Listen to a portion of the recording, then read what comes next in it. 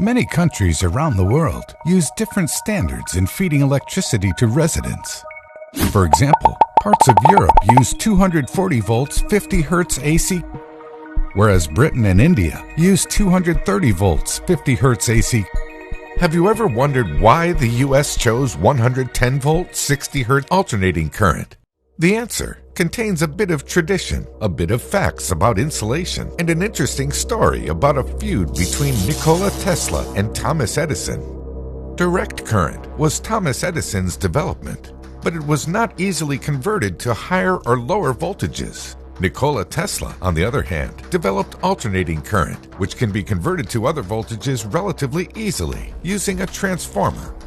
Edison did not want to lose the royalties from his patents for direct current, so he began a campaign to discredit alternating current. He spread misinformation, saying that alternating current was more dangerous. However, at the same time, large companies like Westinghouse saw the benefits of AC and began to use it to electrify cities and towns.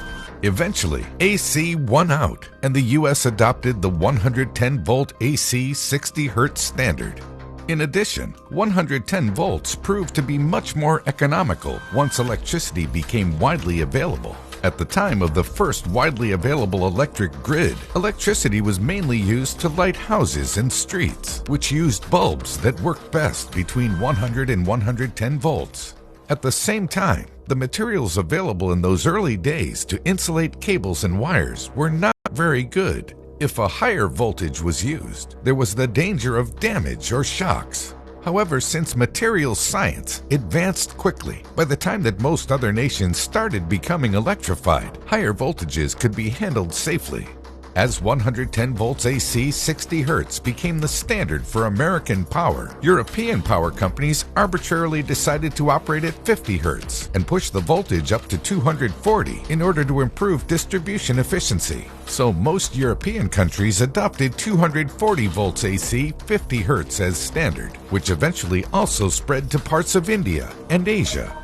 So why didn't the US shift its standard household voltage to a higher level when it was perfectly safe to do so?